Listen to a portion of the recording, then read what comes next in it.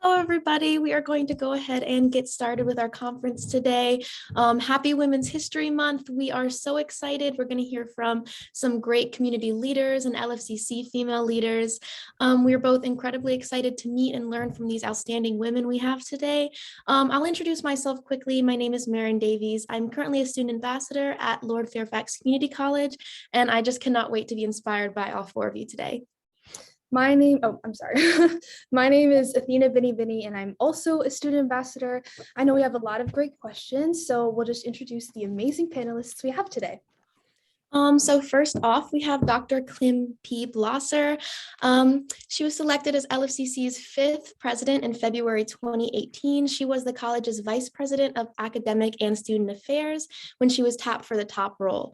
Dr. Blosser is a passionate supporter of the comprehensive community college mission. She was the first in her family to attend college, and attending a community college is where she found her focus. And like so many other students, it was where she learned the skills needed to be successful in higher education. Next, we have Diana Patterson. She is the owner of a marketing, public relations, and consulting firm, DSP Services, and is a business advisor for the Lord Fairfax Community College Small Business Development Center. Diana is extremely proactive in the community, particularly on efforts to support and educate minority and underserved communities, primarily the Spanish-speaking population. She is a native to El Salvador and a naturalized U.S. citizen who is eager to develop collective impact in her community and contribute to society. Next up, we have Cynthia Snyder. She is the CEO at the Top of Virginia Regional Chamber in the Northern Shenandoah Valley of Virginia. She connects businesses and community resources for mutual success. It is a role that she proudly refers to as Chief Encouraging Officer. She's driven by a desire to help people. She pursued studies in psychology, spiritual formation, and leadership of youth. She served as the Director of Operations for an agriculturally based food manufacturer, which was fully focused business studies at LFCC, which helped to prepare her for her career change to her current role at the chamber. Cynthia and her husband, Wayne, have made their home in the Shenandoah Valley for over 30 years, and they remain very active in ministry and successfully balance these endeavors while raising their 4 wonderful children. Motherhood continues to be Cynthia's favorite and most important role. Last but not least, we have Mary Stout-Hess. She is a proud LFCC student, a member of TRIO, student government, a student ambassador, student representative on the LFCC Diversity, Equity, and Inclusion Council, and a member of Phi Theta Kappa. She is currently working as a student intern in the TRIO offices to complete her associate's degree in human services. In addition to being a Dean's List student, Mary is a Cub Scout leader, a Virginia Master Naturalist, an outdoorswoman, and is passionate about helping those in need. When not volunteering or studying, Mary enjoys spending time in West Virginia at her family's cabin and listening to 90s hip hop. So we have a list of great discussion topics we would love to ask our panelists. And after we get through those, we can open it up to anyone that has any other questions. Yeah, so I will go ahead and just start with our first question. It's a pretty broad one, but we would love to know what inspired you to be a leader and why. And we can go ahead and start with Dr. Kim Blosser. What do you think is that inspiration? You know, it is a good question, and it is one that you get asked sometimes. And it's actually one that's kind of hard to answer because I don't know if you're inspired or you're just inspired to help people, and that leads to a role that you end up being in a leadership position. I think that was more probably what my path was. I started out as a faculty member, but I ended up wanting to do more, wanting to help the college a little bit more. And that led to a role in administration, which led to a little more leadership. And then as you see issues with students or you see projects that you want to take on, I think it's just stepping forward and trying to put yourself out there to see if that's something you want to do. And then that leads to more leadership roles. Once you start that, then you have more opportunities to participate in other leadership positions. And so that just builds. And so that's how it's sort of, mine's just been a building, just taking one step at a time, one more leadership role, a little more of a leadership role until you get to, in this case, until I got to be a president. But I don't know if I ever aspired to be one at some point. I mean, just at some point, the opportunities presented themselves and you just make that choice to do them or not. Yeah, awesome. Definitely just like building blocks up there. Interesting. We can go ahead and move to Miss Diana Patterson. What are your thoughts on that? Yes, thank you so much. So in my case, it was all about representation. And as a matter of fact, I'm glad Cynthia here is present because my very first interaction with a local chamber is what awakened this desire to help out this community.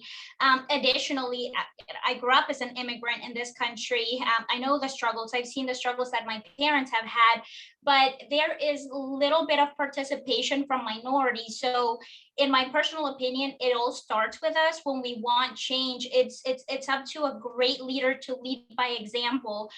So considering that there were not a lot of people involved in our community and really trying to make a change and bridge those gaps, I decided that it was going to be up to me.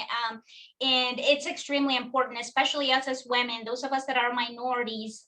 It's hard for just one specific board or one specific leader to have the experience to help out everyone in their community, which is why it's our job to provide our experiences and our insights so that services, whether it is an organization or a government, they can be equitable.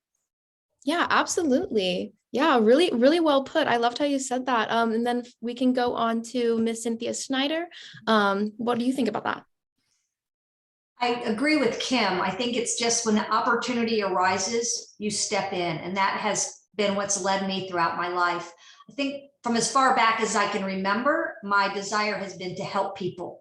And so if I saw a need, I stepped in to try to fill the need. And I think that's what a leader does. They see a need and they figure out a way to solve the problem.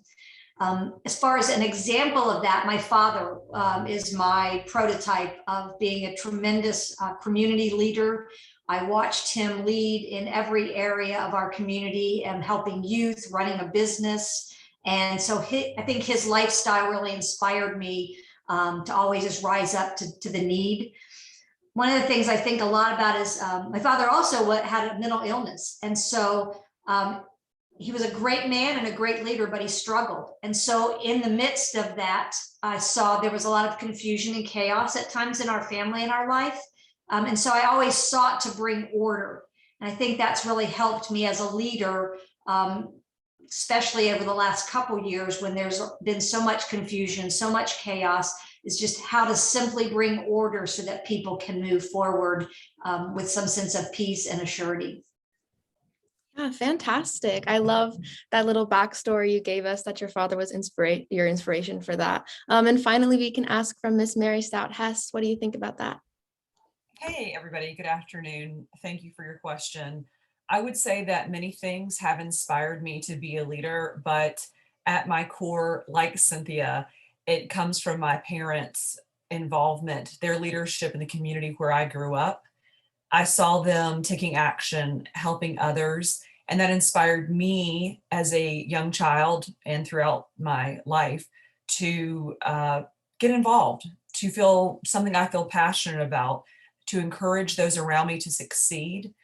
And for me, and I believe a lot of us here, that leaders want to help develop other people to be leaders, to be a resource and a cheerleader, to lead with purpose, passion, and enthusiasm. As something I like to do, I like to be a problem solver, like to step in, help, and get involved. And I also want to be a confident woman in this role. And my parents, my mom especially, helped me to step into these leadership roles. That's awesome. I think my parents also had a pretty big impact on how I am today. So from all of that inspiration, what would you say are some characteristics of a good leader? We can go back around to you, Dr. Blosser. Sure. So I think you heard quite a few of them in the answers to the previous questions. But I think in particular, there are a couple of things that I think about with the leaders that I have had experience with that were such good leaders. One, it's all about people. And so you have to treat people with respect, but you have to be honest at all times. You have to be transparent. People just want to know what's going on. I mean, I think this last 2 years have taught us that as much as anything. The more we can talk about it, the more we can make sure we're all moving in the same direction. And the more you can have empathy for what others are what they're going through, and understanding what people are going through just makes you a better leader. And that just takes relationships. And so I have always thought the number one responsibility for anybody that's going to be a good leader is building relationships. You have to have relationships to have trust. And that's the key to being able to move people in the direction that we're all, trying to move in. So those are probably just a couple of the ones that I think about off the top of my head, or what always at the top. I think that's awesome. So now you guys can kind of tell that we're going around in a circle. So next would be, what about you, Ms. Patterson? Yes. So in my case, I noticed that there's three things that I always talk about, particularly when I'm mentoring or training youth. And those are passion, vision, and I'm glad that Kim mentioned empathy. Passion is extremely important because at the end of the day, it's what drives us forward, what gives us the want. Why are we doing what we're doing? And a lot of that comes from the experience that we have with our parents, through society, education, etc. Vision, well, as a leader, you have to know exactly where you're going to lead people to. So it's very important to have a clear idea of what exactly your purpose is and what problem you are solving, whether it's in society or that organization. And as Kim said, empathy is, I believe, the most important part about working with people in communication. I get asked this very often as well, because especially us in the younger generations, we almost develop this anxiety to talk to people, whether it is in person, over the phone. It's so much easier to email and text. So it's important to remember that other people are probably feeling the same way that we are, that they have that anxiety. So we have to understand, put ourselves in our shoes. And when we do that, it's much easier to know how to approach them. So once again, passion, vision, and empathy. I think those are pretty important things, especially empathy too. Next we have Mrs. Schneider. Sorry. Right. My first is integrity. I think if you do not have integrity in the way that you lead, no one will follow you. Trust is just the ultimate thing. So that means mean what you say what you mean.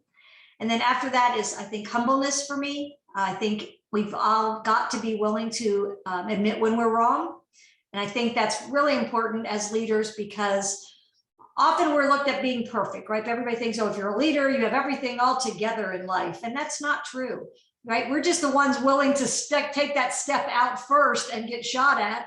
And so we may make wrong decisions. And so I think a really helpful part in that is being willing to admit when we've made mistakes. It helps, as Kim said, with transparency, that people understand you're human, that this is just a process for all of us.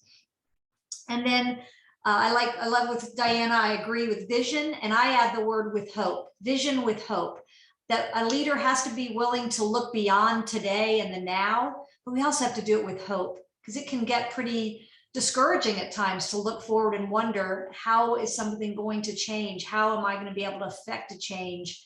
But having hope that there is always something better on the other side. Sometimes it takes a while to get there. Sometimes you're in the midst of darkness, but somewhere along the way, light's gonna present itself and do better. Preparation, I think, is a really key factor for being a leader. Many of my opportunities in life, I've been able to step into them because of preparation. Things I may have done, not even knowing why I was doing it, but just knowing that certain disciplines would help me be prepared to be able to take a step into a new opportunity. And then my final one for me personally, and my colleague, I think, defines my leadership, is compassion, which goes right along with empathy that the other lady spoke of. I often tell the story when I was asked to be the CEO of the chamber. My question was, why me, and who am I to take on this role? And I was reading one of my favorite stories now in the Bible about how a man was moved with compassion to help rebuild his community. And when I looked at that, I just whelped up and went, that's me, and that's why. Because I love this community, and I love people, and I love business. And so I see that as the driving force for me, is that I'm moved with compassion, and that's what helps me to lead amidst dark times. I think that's wonderful. I really loved hearing about that. So, Ms. Hess, if you have any, do you want to go ahead? Yes, thank you. First of all, I'm already taking notes. This is so inspiring. And this is only the second question. This is just lifting me up. I took a class last semester as part of the PTK leadership program, and Professor Van Kuren, who I hope is on this call, one of the questions we had posed to us is figuring out the difference between management and leadership. Having worked retail and different jobs over the years, I was familiar with the feeling of manager, scheduling, getting things done.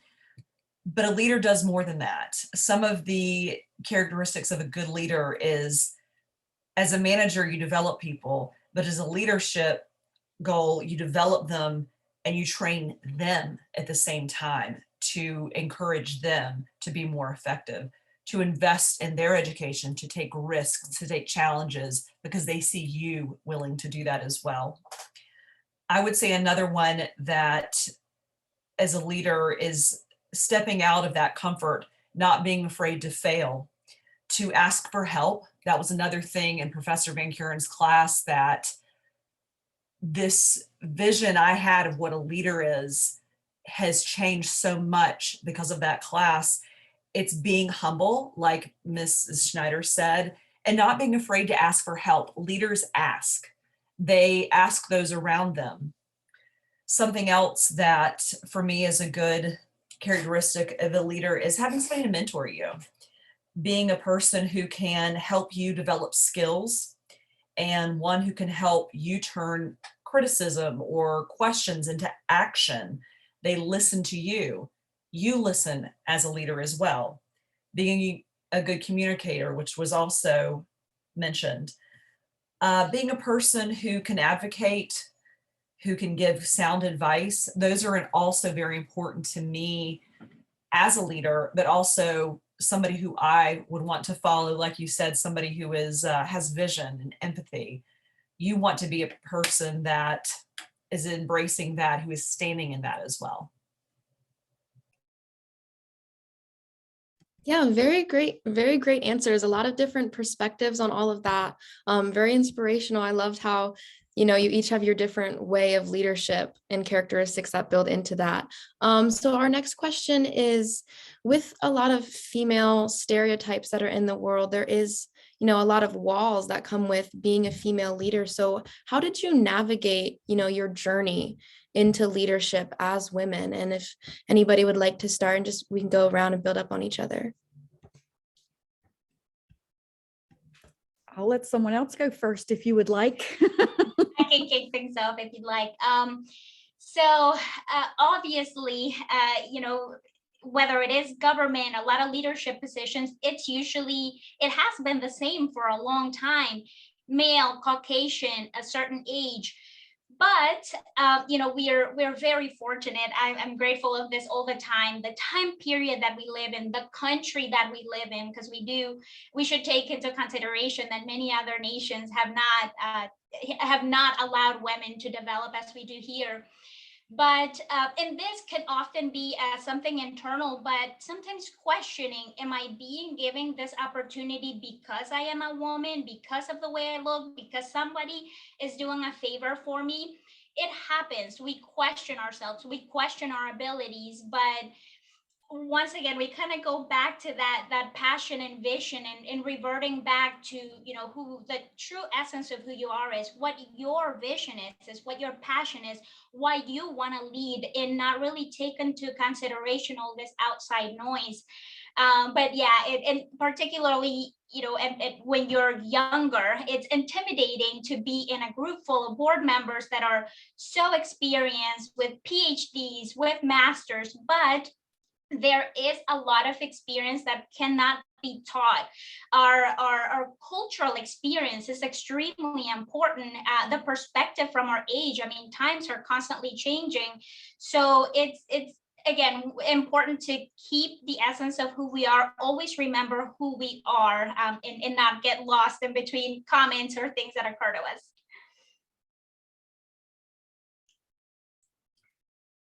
I'd love to share an example about that, sitting in that room with people who are way more qualified than I am at times.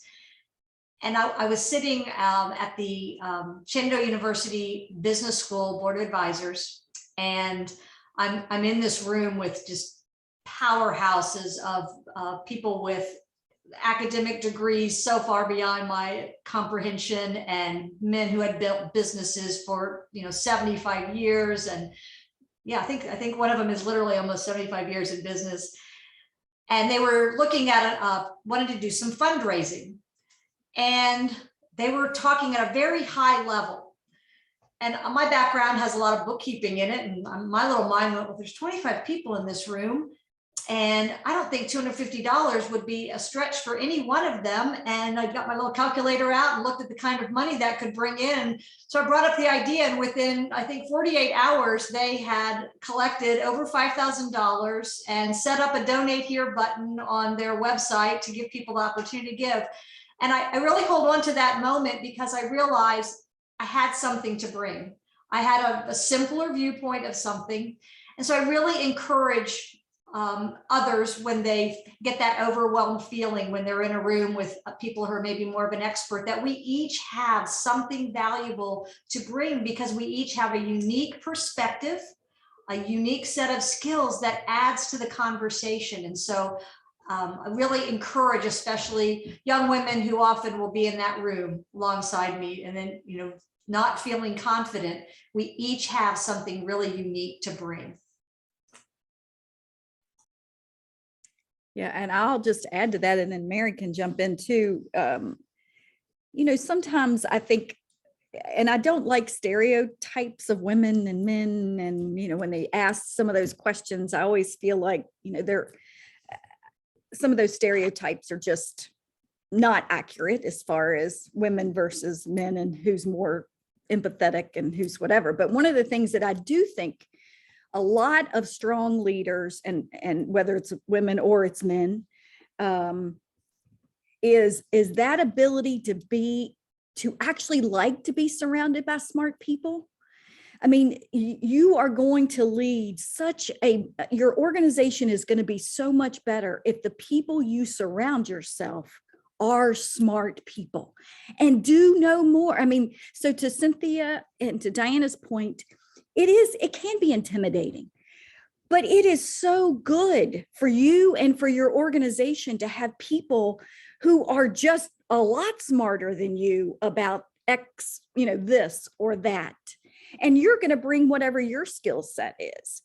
But you will do so much better if you always think about figuring out how to surround yourself with the smartest people, because when you all get together and you do try to solve problems, that's who you want in the room with you, are the smart people that are looking at it from a different perspective. So while, yes, it is definitely intimidating, and it's definitely intimidating when there are people you don't know at first, just think about how much you can learn from those folks as well. And then, as Cynthia said, I agree 100%, then you will look for your niche, because there will be something that you're an expert at that they didn't know, and you'll be able to contribute that. But don't ever let it keep you from getting in those rooms, because the benefit to you will be much, in the end, when you get over that little bit of nervousness, you will benefit very much from having that experience.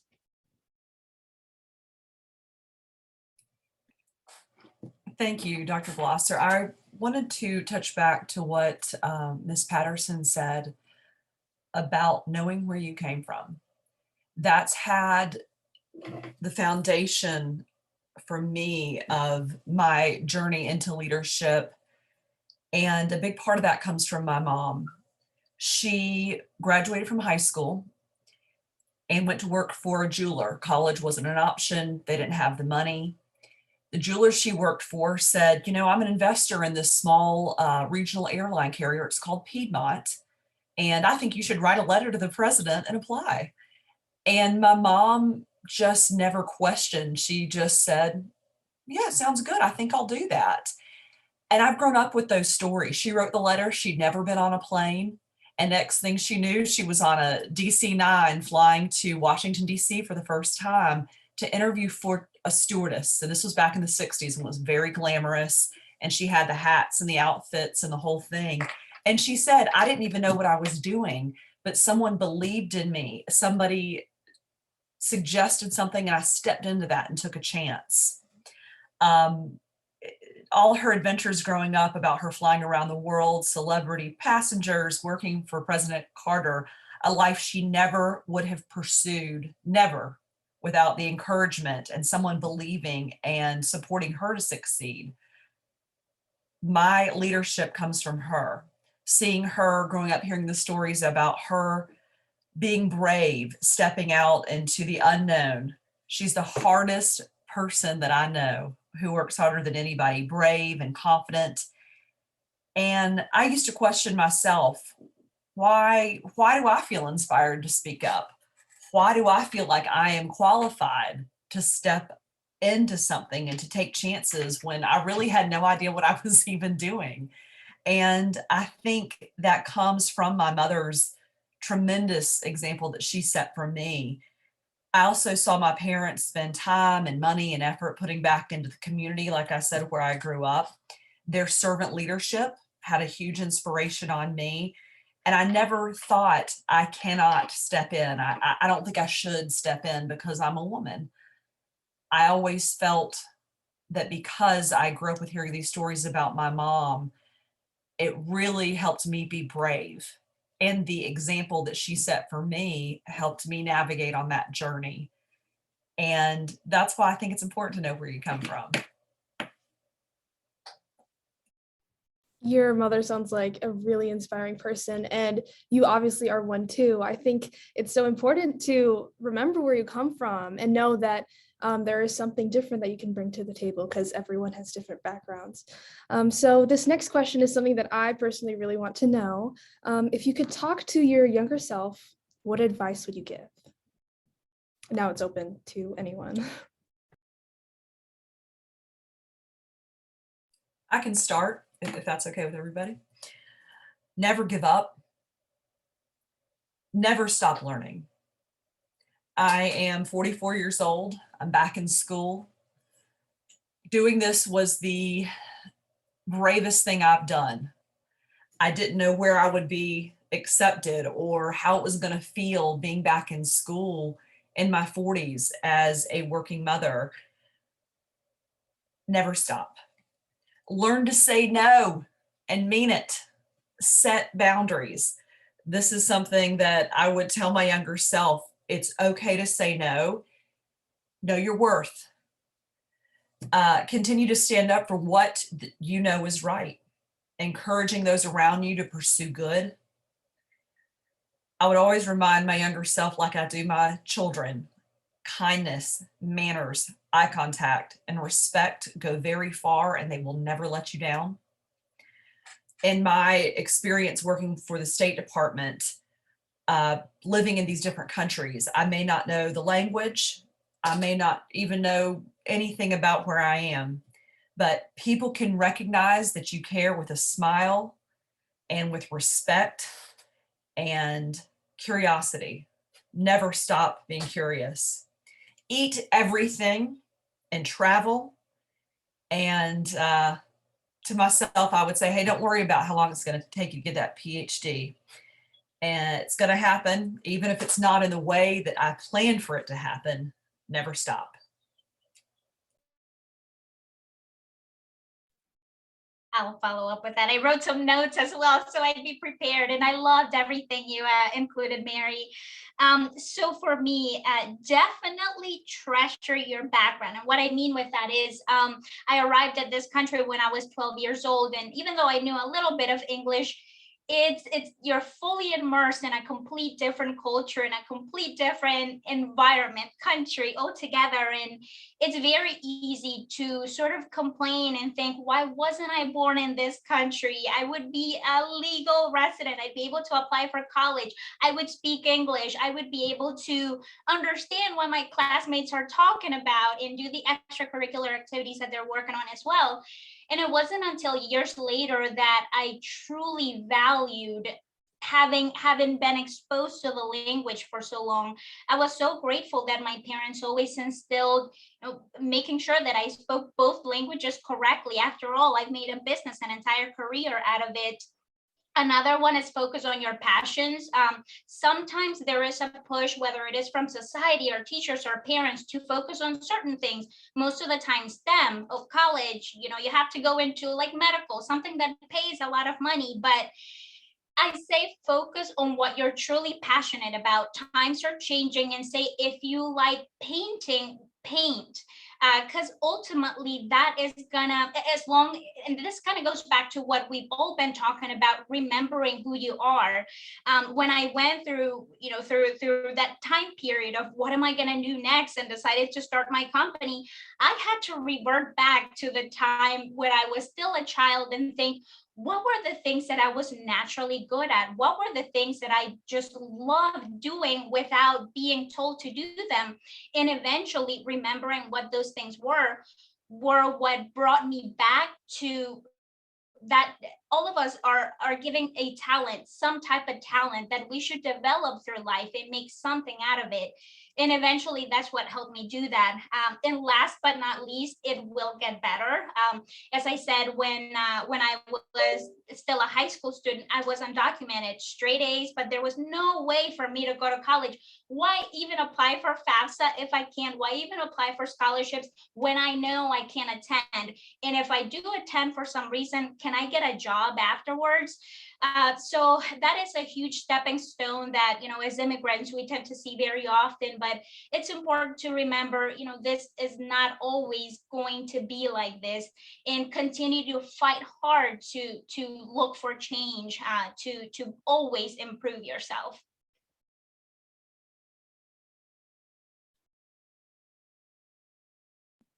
Cynthia, you want me to jump in then?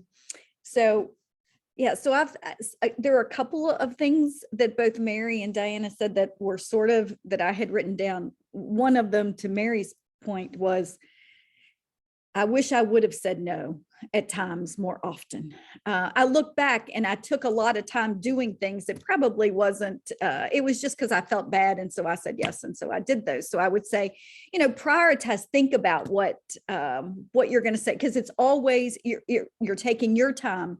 And one thing I learned in a leadership development program that I went through many years ago is every time, and the point was, every time you stay late at work or every time you're taking time from something else. So that says that is your priority over something else. And they were making the point, like if you're not home for dinner with your children or you're not home from dinner, that says that's more important to you. So I would think about that probably just about all of my decisions. So, whether I was going to be involved in the PTA or whatever it might have been, was in that lens a little bit more. I would also say that I would say to, if I were talking to myself, my younger self, is to take time for yourself. I think especially if you're, all of us have different things, whether you have children or you're helping with your parents or you're going to school and you're working, it is really easy. And I don't know if this is just a female thing, but it is very easy to not devote any time to yourself. And I know over my years, I have not been as good about that. And I think that it's because we feel, at times maybe feel like, oh, well, we should be doing something for someone else. We shouldn't be just taking this little time away. And some of us are better at doing that than others, I will say. And I was not as good about that. That and spending time with your friends, just you and your friends, because I think that it gives you that renewal that you need to be your best you. And so when we don't do it, we probably suffer in some cases. So I would definitely tell my younger self to take that time, that it's good for you. You will be a better mom. You'll be a better worker or a better leader, better whatever, if you do take that time. Oh, and also turn off your technology more. You don't have to go to bed with your phone. I promise you, the world doesn't come to an end. It won't. So that would be my other. I love all of those. One thing I would say is to be sensitive and trust the still small voice inside you. There are a number of major mistakes I made throughout my life because I didn't trust the still small voice inside. And one of the reasons I did that was because I let charisma overshadow character. And I think that's a really important aspect that I would wish I had known earlier. I did become to learn it, but leadership is not always about being the most charismatic person in the room or the most outgoing person in the room.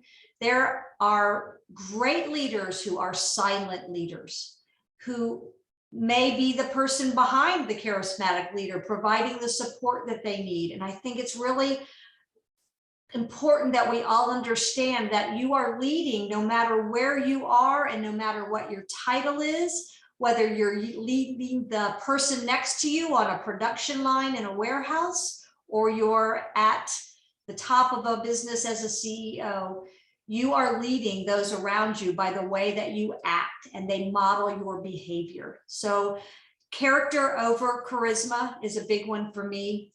And then one of the guiding principles in my life, and I had to learn this the hard way because I was betrayed by a close person to me at life, and I had the choice of whether to retaliate.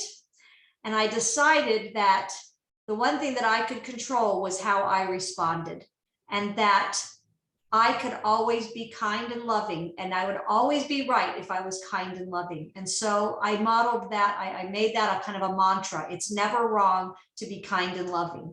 And so I've tried to base all of my responses and decisions in my life on that. And so I adopted a little phrase that there's no act of kindness too small to be great.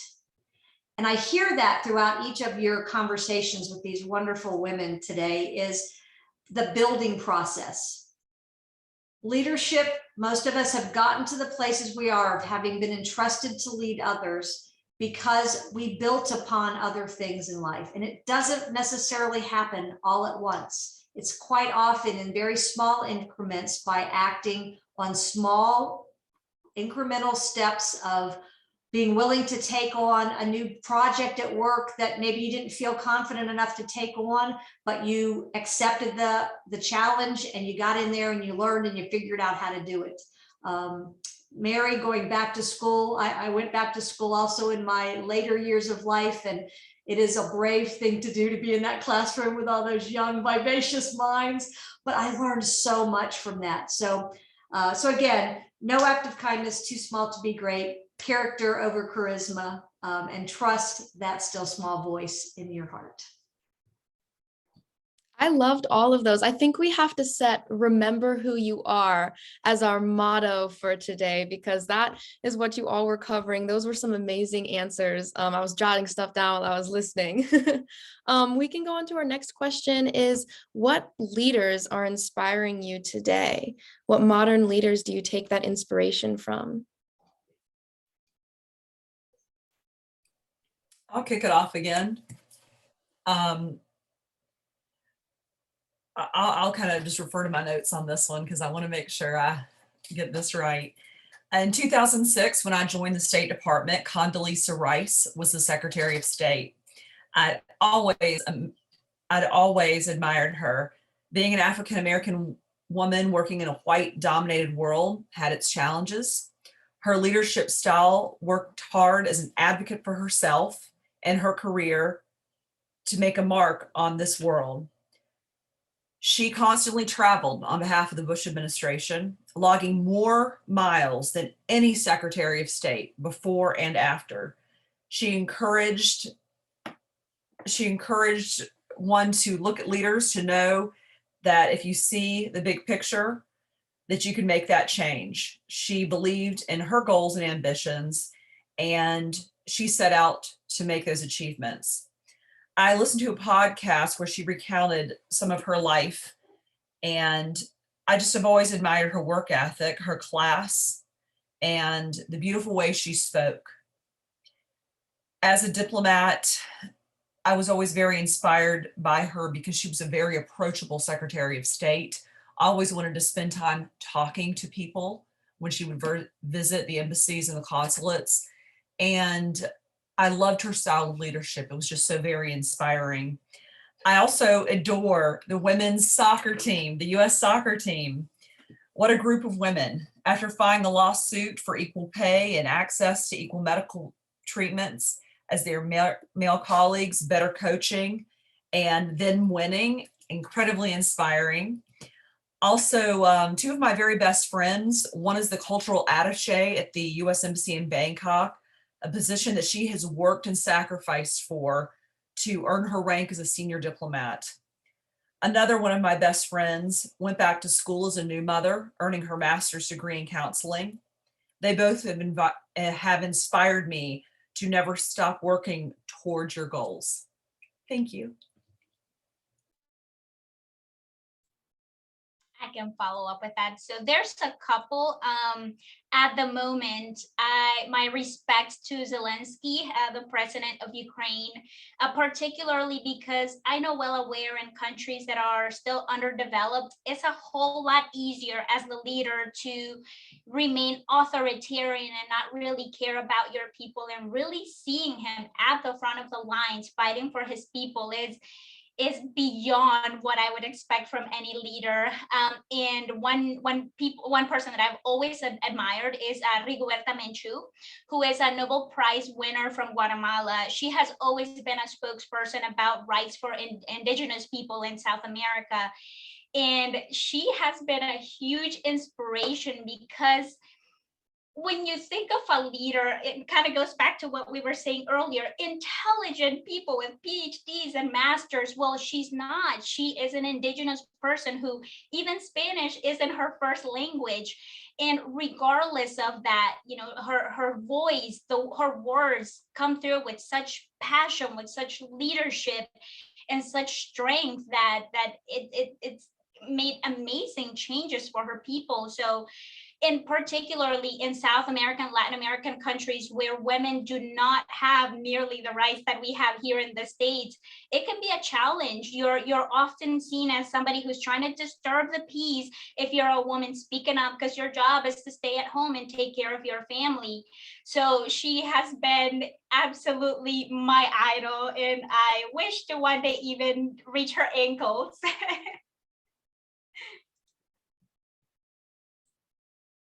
I'll go next. My models right now are other women who are aging well. I'm the runway before me is shorter than the runway behind me at this point in my life. I'm having a pretty big birthday next week.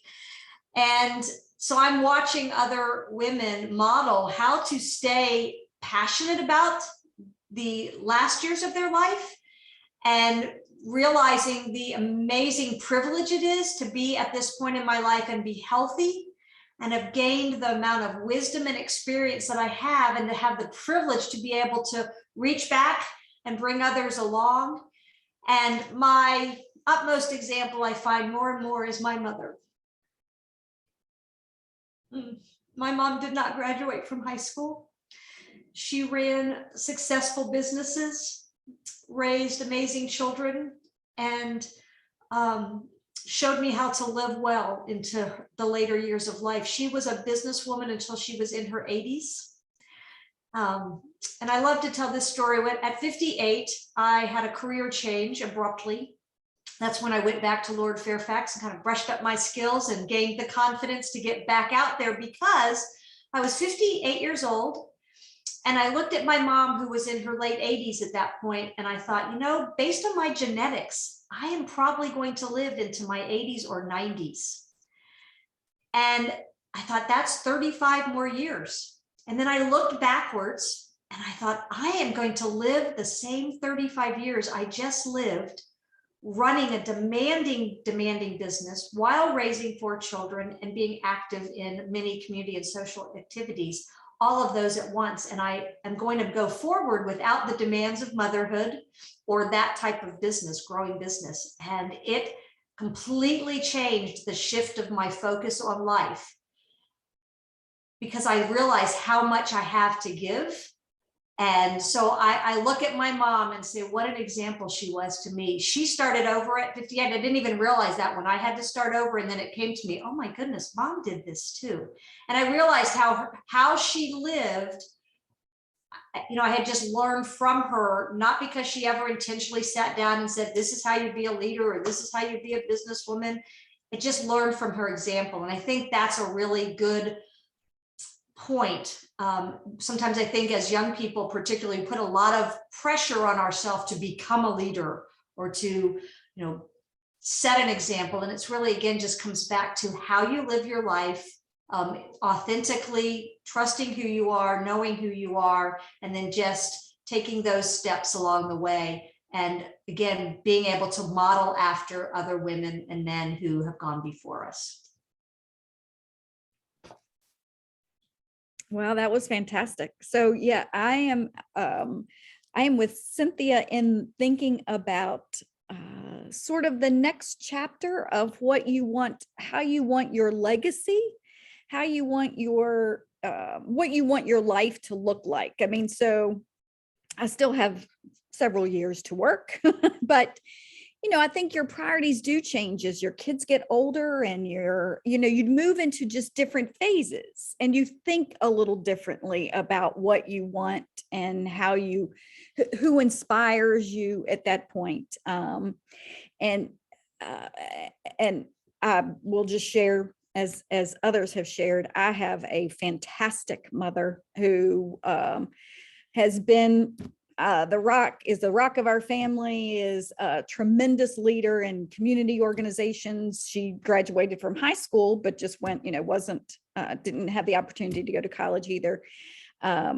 She was just recently diagnosed with cancer, so I'm trying not to talk about her too much because I tend to get a little emotional at this point because it's a little bit of a challenging time, certainly with our family. But for Murals, she is someone that inspires all of us. I will say, even with not a very good cancer diagnosis, my mom told my brother and I just the other week, this is what it is. We are going to deal with this. We are going to move forward. You need to go to work, do what you do. Do not think about this every day. And so, she is still leading us even through this probably most challenging part in her life.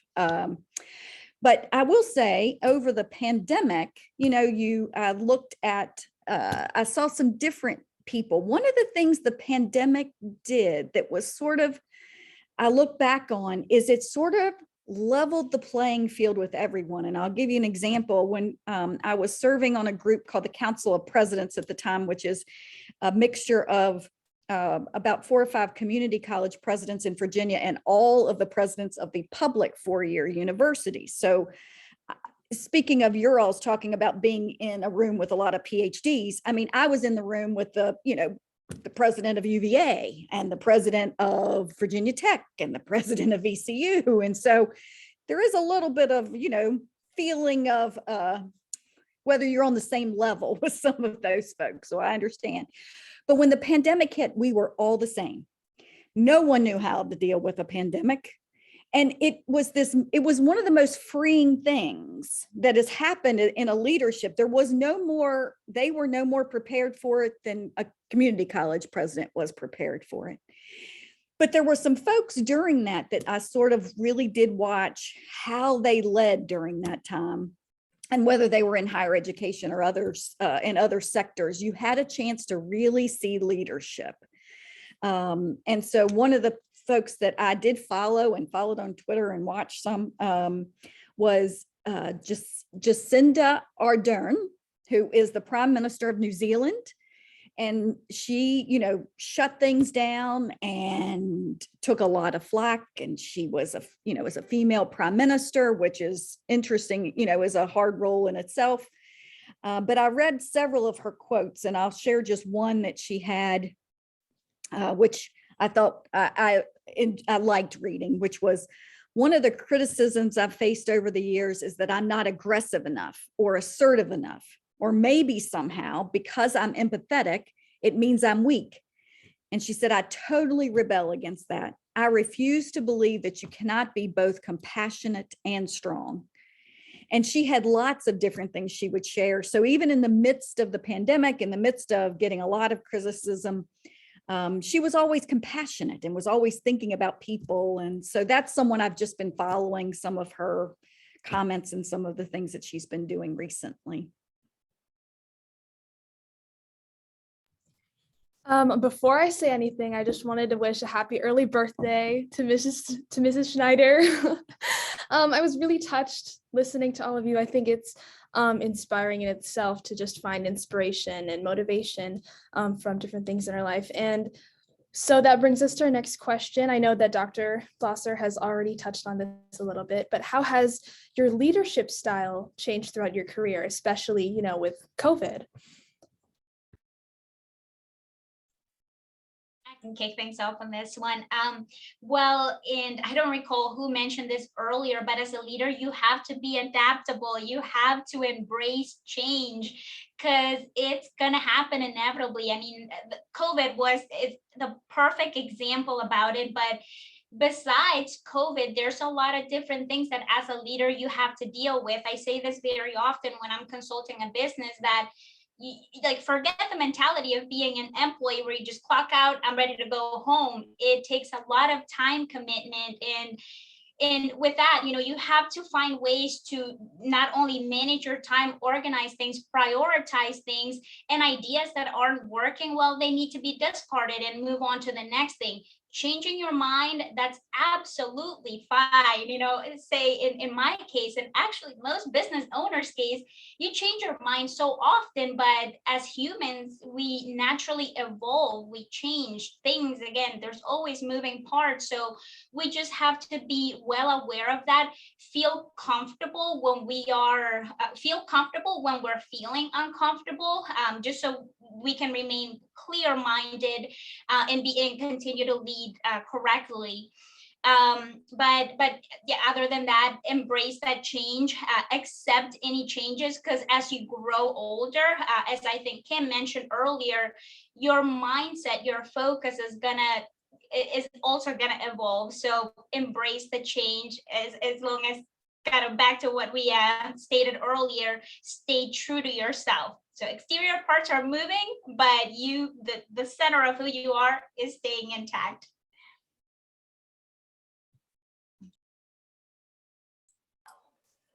I can pick up from there. Oh, sorry, Cynthia. You go, Mary. Go. Okay. I was going to say being flexible. My son is home today with strep, and he just came in to tell me he's hungry, and he wished McDonald's delivered food. He's 8. So what I was going to say, I referenced the class that I took last semester with Professor Van Kuren, and one of the first questions we were asked, I mentioned this earlier, but it was to ask just right off the bat, what do we think a leader is? How do we define a leader? Easy, like, got it, no big deal. I confidently wrote about being strong and confident, someone that everybody admired and looked to for advice. And yes, I do think those things are essential, but they're really at the bottom of the list for me now. The one thing that I learned, and just like that example, is my leadership changes. My leadership style has changed because I've learned that part of it is being flexible. I think with the pandemic and with the way the world has moved in the last couple of years, that's really become something that I associate now after kind of learning more about what it means to be a leader. It's not something I would have associated, like I said, but being a leader, you have to be open. You have to open yourself up to the world we live in now, open yourself up to people. Being a leader means going with the flow. Again, without flexibility, not to stay stagnant in those old ideas and belief, moving forward, encouraging the people around you, and to be open and flexible to what's next. Being on this phone call today, I've prepared, I've been so excited, and my son immediately vomited in the toilet because that's how you do as a mom. So, but still, this is being flexible, and we've learned that. I think all of us have really learned that in a different way these last couple of years. So that's how it's changed. Always an adventure.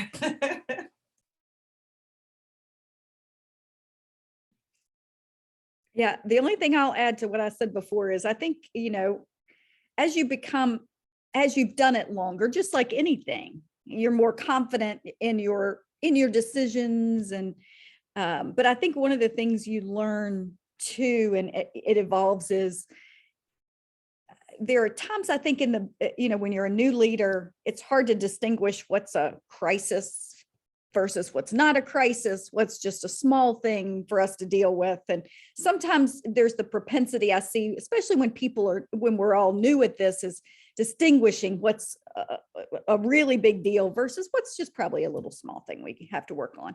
And I think as you go through and you have more experience with it, just like anything, it's easier to discern what is a real issue.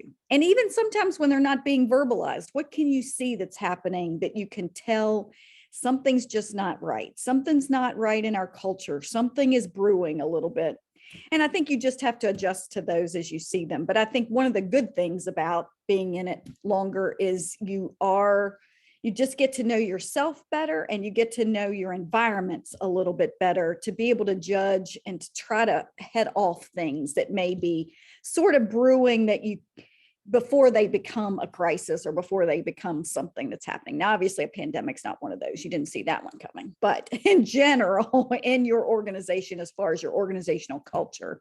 And I think the older you get, the more you learn how or not really older, but just the more experience you have, the more you learn how to sort of cope with those and which way, how you want to work with folks on those issues. I think for me, my biggest change has been to move from being very task oriented as a worker bee to being more collaborative and having a broader perspective to the work and the leadership that I bring. And I have such a privilege to do that at the Chamber, working with so many incredible business people from so many varied backgrounds. You really see how there is that strength in collaboration because you get to have so many different perspectives. And then ultimately, though, knowing that as a leader, you do have to at some point make a decision. It cannot be all about collaboration. At some point, a decision has to be made so people have clarity and can move forward together in a sense of unity. So learning to work more collaboratively is probably my biggest change through my years. Yeah, absolutely. Really great perspectives on, the past 2 years and even prior, how your leadership had changed the past. That is all the questions we have, but we would love to open up to anybody listening. If they have any specific question for all of these ladies that they would like to ask, you can ask it in the chat. We'd love to hear. We have, what are the ways you stay grounded and take care of yourself amidst tight schedules and responsibilities? From Asika in the audience. I'll answer that one because I'm a hard pass, fast-paced person typically. When I met my husband, one of the things he promised me he would do would be to help me to learn to pace myself, because I'm typically a racehorse and he is very methodical and very measured in his life. And we have learned to use that to our advantage. But learning to say no is a big one. Making sure I'm learning to build time in on the opposite sides of anything I do. I don't know about many of you, you go to class or go to a meeting, doesn't just end there. You've often got to come back and do the follow-up. So making sure that I've built in time for that follow-up. On a personal level, I have always, mornings are my time, my personal time. It's where I really make sure that I'm grounded and connected to God in the morning, making sure my home and my family are in order, and then ready to get out and take charge of the day. And I know I learned from experience that if I don't get certain things done in the morning, they will not happen. So like exercise, I have to do exercise in the morning because that gets robbed from me, because by 5 or 6, I'm like, oh, let me just finish this one more project. And then, I get home late and then I don't get it done. So one thing I did choose as a young woman when I was as a mother, when I went back to work after being home with my first 2 children for a few years, when I went back to work, I basically said to the owners of the company, I would like to work from 9 to 3. Those are the hours that I feel like I can be very committed to you. And then anything else that needs to be done, if you could give me the flexibility at other times of the day, I would really appreciate that, because that will help me have my family first and still be a good employee. And they did allow that for me. And this was over 30 years ago. So the company, it was a small growing company, but I am so appreciative that they allowed me to put my family first, and that that I asked. And back then I didn't think much of asking. It's just, it was such a priority to me. And I established that boundary. And it's what helped us to raise our children and me be able to continue to work with a sense of balance. I'd love to follow up on that. As for me, obviously it can get very hectic because I myself, just like you, Mary, am back in school looking for that first week of May until the semester's done.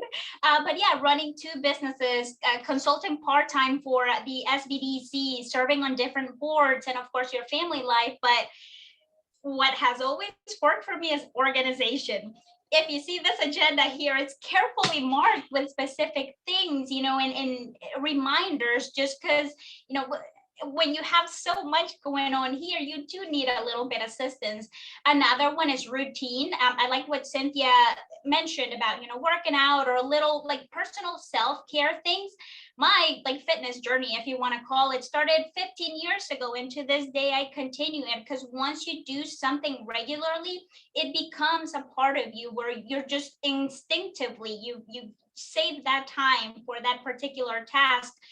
Saying no, I don't think that we can say that enough, but particularly when you're a business owner, again, you don't just clock out and I'm done with work. You have so many more things to deal with, more clients that reach out to you and need separate things. But your health is just as important, because if anything happens to you, well, everything falls apart. Your business, you don't have your strength to continue, your family, your home. So that self-care is absolutely essential, because you have to think, if you as a leader, you're the foundation of that vision. So if you have a foundation that's rocky in a house, it doesn't matter if the house is brand new, because you need that to be strong. So definitely emphasize self-care at least a few minutes a day.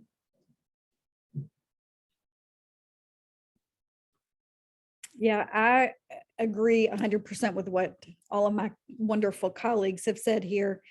I think that is the key, is understanding yourself to know. So are you, to Cynthia's point, are you a morning person? So that's me. I get up earlier than anyone else. I get up earlier than I really have to, if it's a matter of just, getting ready, because I need that time to just get into my day, think about what all we need to do, make sure I've thought about what we need for, what's going to happen. If there's anything like that, I have a schedule. Just like Diana talks about, I have my to-do list, which is right here, and keep all of my schedules with me.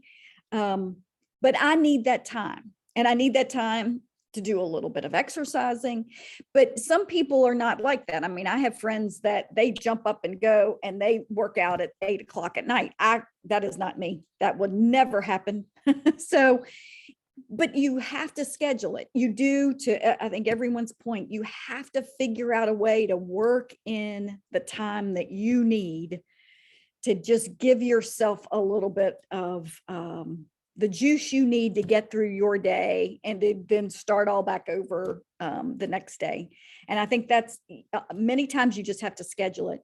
To Cynthia's point, if you have a calendar, if you're using, Outlook or whatever you're using, you got to schedule some time in, just mark it off. I mean, that's what I end up doing. And I will tell you, did not do it well at all when we went to the Zoom world. I had, you think, oh, well, it's a Zoom meeting, then I'll do another Zoom meeting. It was terrible. And so schedule some time for yourself if it's during your day. And then if it's at home or whatever, just think about how you can get that little bit of time, sorted to yourself, if it's 15 minutes or whatever, just to get a little rejuvenation. I was going to say everything that y'all are saying. We have our own little club here, I think. Also morning person. Also, this is a calendar back here. My husband and I share. We sync our phones together. I have to have support to help this move. With me going back to school, with being a working mom, with scouts, all the moving pieces, y'all know what it's like.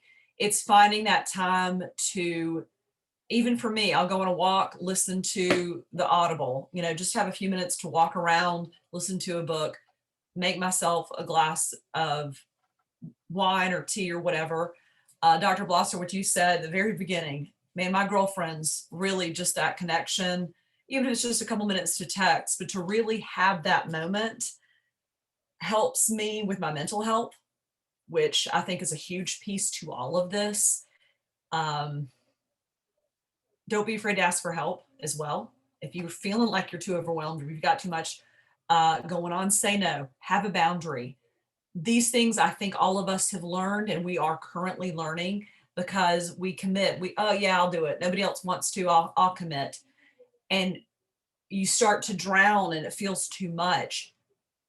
Set the boundaries, be organized, make time for yourself, and so much grace to yourself. It's a lot to do these things. Your heart's there, your passion's there, but a lot of times something doesn't go the way you feel, or maybe it didn't quite work out the way you thought.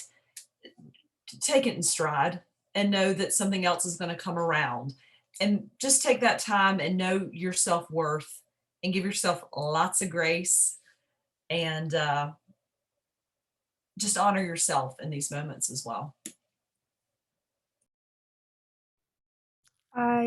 I think that's definitely something that we should all keep in mind.